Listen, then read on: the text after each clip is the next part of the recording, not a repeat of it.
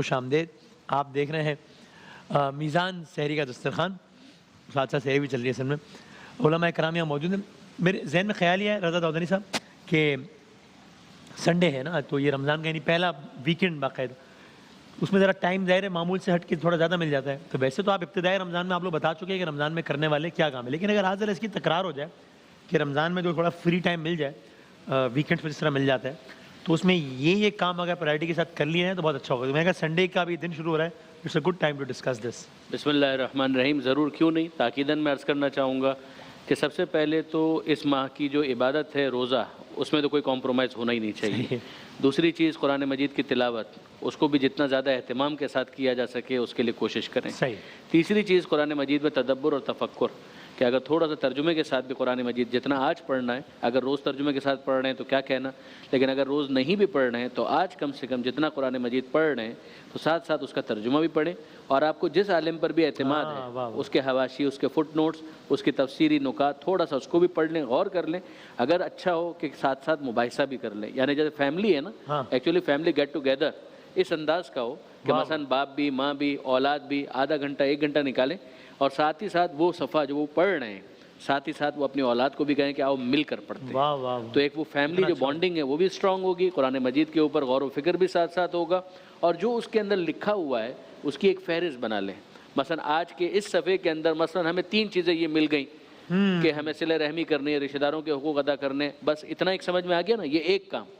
چاہے 3 چیزیں لکھی ہوئی, ایک کام سمجھ میں آ گیا تو اب بس ہم اپنے کسی رشتہ دار کو فون کریں گے, اور صرف اسی لیے فون کریں گے کہ آپ کیسے ہیں, خیریت سے ہیں, ماہ رمضان کیسا گزر رہا ہے. یہ فون ہم نے آپ کو اس لیے کیا کہ ابھی قرآن ہم پڑھ رہے تھے اور اس میں یہ صلہ رحمی کا تذکر آیا تھا, تو ہمیں بہت اچھا لگا کہ ہم آپ کو فون کریں اور قرآن کے اس حکم پر عمل کریں. آپ دیکھیں گے کہ اس کی برکتیں کہاں تک جاتی ہیں. اور یہ آپ نے اتنی اچھی بات کی, کیونکہ شجاع الدین شیخ صاحب نے کل یہ کہا تھا, لوگ یہ کہتے ہیں بھئی کیسے پڑھیں, کیا پڑھیں, دیکھیں نا سب کی تفسیریں اپنی اپنی, اب کیا بات کریں. کچھ شجاع بھائی نے بھی بالکل یہ جملہ کو رضا داؤدانی سے کہ بھائی آپ جس کو مناسب سمجھتے ہیں آپ ان کا آپ پڑھ لیجیے ترجمہ تفسیر, لیکن پڑھیے تو صحیح.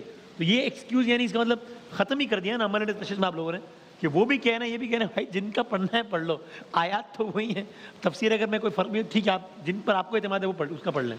بسم اللہ الرحمن الرحیم. بالکل میں بھی وسیم بھائی اس بات سے متفق بھی ہوں, بلکہ میں اس پر اصرار بھی کرتا ہوں کہ آپ نے جو توجہ دلائی نا کہ یار جو پڑھنی ہے پڑھ لو. اللہ کا کلام تو ایک ہی ہے نا. تفسیر میں علامہ صاحب موجود ہیں کہ اللہ تعالیٰ کے جو کلام کے جو بنیادی احکامات ہیں, بنیادی جو اس کی جو روٹس ہیں وہ 90% ایک ہیں. اگریڈ, بالکل 100%. 10% جو ہے وہ آپ کو وہ اختلافات میں چیزیں جو ہے نا اپنے اپنے انداز سے. کیا بات ہے. تو ہم اس 10% کے لیے بھی کہتے ہیں کہ آپ جس سے بھی بلونگ کرتے ہیں اس کے مطابق آپ قرآن پاک تفسیر ترجمہ اٹھائیں اور پڑھیں. اصل پیغام کیا ہے اس میں کہ آپ نے جڑنا, کنیکٹ ہونا ہے اللہ سے, اللہ کے کلام سے کنیکٹ ہونا ہے.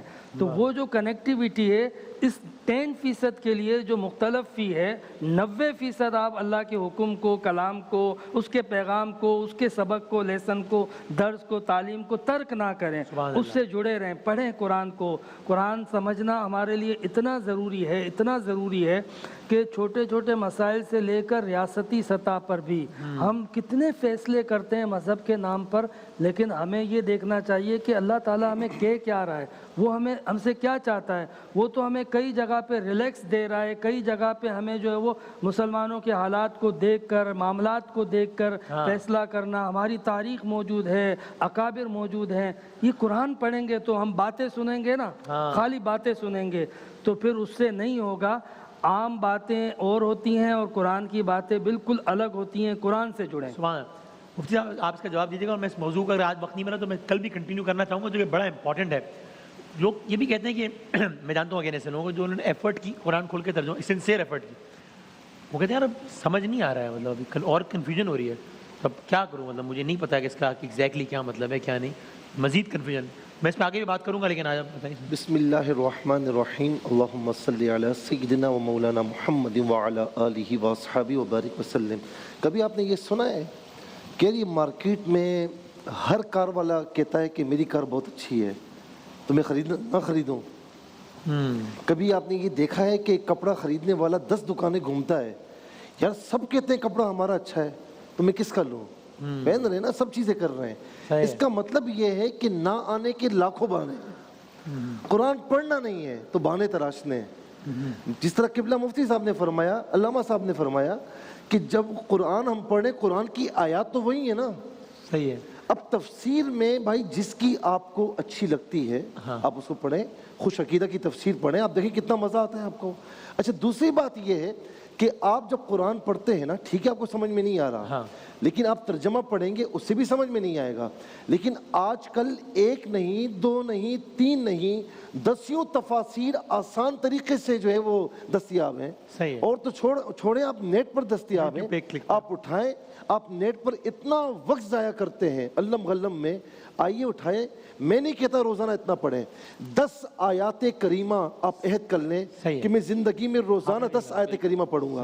اس سے فائدہ کیا ہوگا کہ نبی رحمت صلی اللہ علیہ وسلم نے فرمایا کہ من قرأ 10 آیۃ فی لیلہ لم یکتب من الغافلین, کہ جس نے 10 آیت کریمہ رات میں پڑھ لی اللہ تعالیٰ اس کو غافلین کی فہرست سے نکال دے گا, عبادت گزاروں میں آ جائے گا. ذرا سوچئے, ترجمہ آپ نے پڑھا, اس کی 10 آیات کی تفسیر پڑھی, سمجھ نہیں آئے تو یہ اہل علم کیوں ہیں؟ آپ ان سے پوچھئے.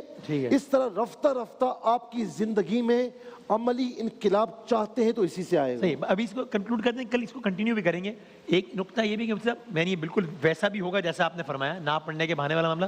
اور آپ اس سے بھی ایگری کریں گے نا کہ باقی ایسا بھی ایک طبقہ ہے جو کہ سنسیئر ایفرٹ کرتا ہے پڑھنے کا, پھر وہ جب کنفیوز ہوتا ہے تو پھر سوالات پوچھتا ہے.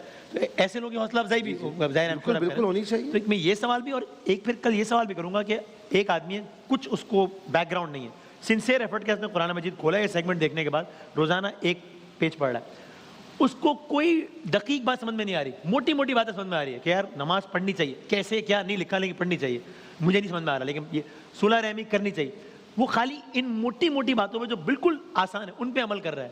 ایسے آدمی کی بچت ہو جائے گی. یہ ٹھیک ہے, انشاءاللہ ضرور بچت ہوگی. وہ اپنی سنسیئر ایفرٹ کو کنٹینیو رکھے. ہاں ٹھیک. اس پہ کل ذرا بات بھی کریں گے, اس پہ ڈسکشن بھی کنٹینیو کریں گے. ہمارے ساتھ رہے گا اسی سیگمنٹ میں, کل اس پہ بات بھی کریں گے. ایک وقفے کے بعد حاضر ہوتے ہیں.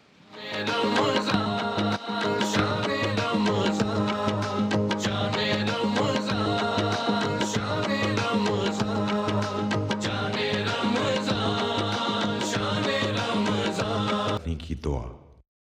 وبصوم غد نويت من شهر رمضان. میں ماہ رمضان کے کل کے روزے کی نیت کرتا ہوں. اللہ اکبر اللہ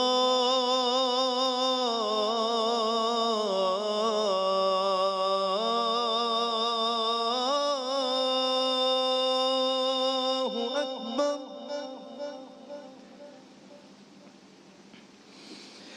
اللہ اکبر اللہ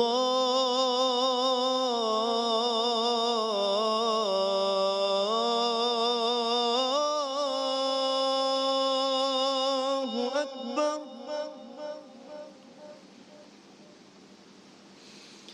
اشہد ان لا الہ الا اللہ.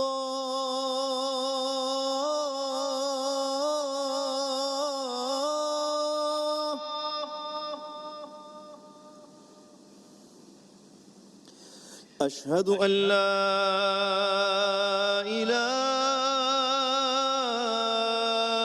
الا اللہ.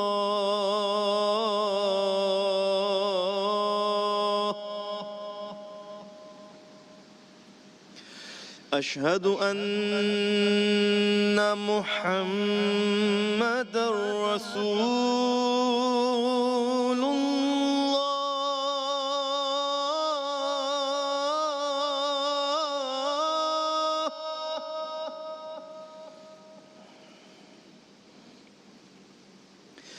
اشہد ان محمد رسول اللہ.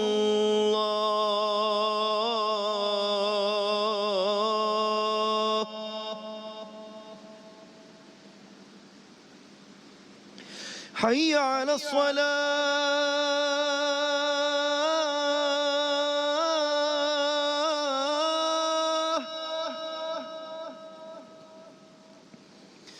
حي على الصلاة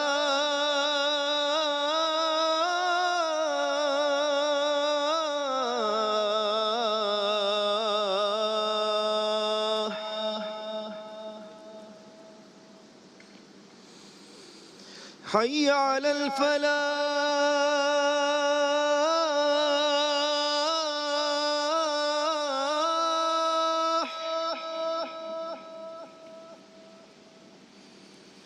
حي على الفلاح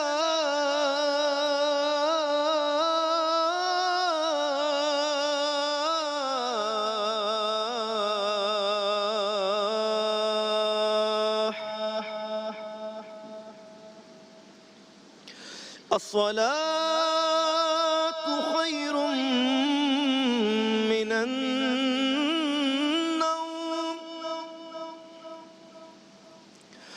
الصلاة خير من النوم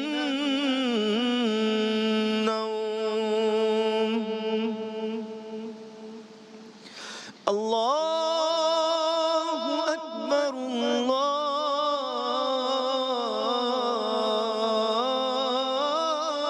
الله أكبر لا إله إلا الله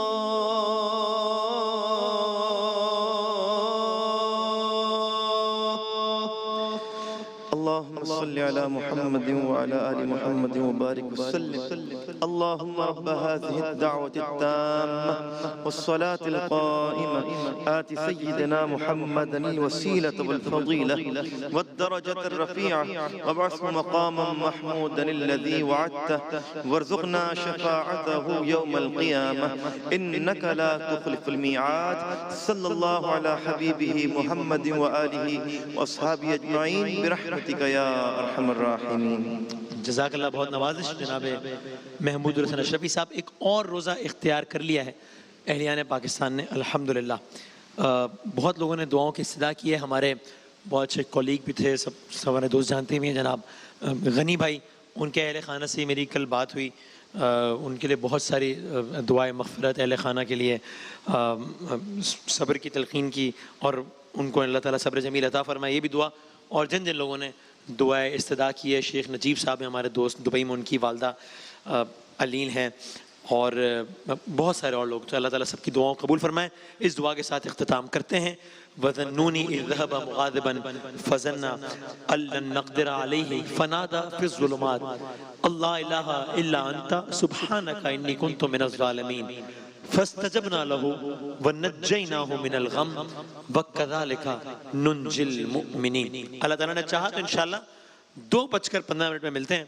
ہم تب تک تھوڑا سا کام اور تھوڑا سا آرام کر لیں، پھر ملتے ہیں انشاءاللہ 2:15 بجے.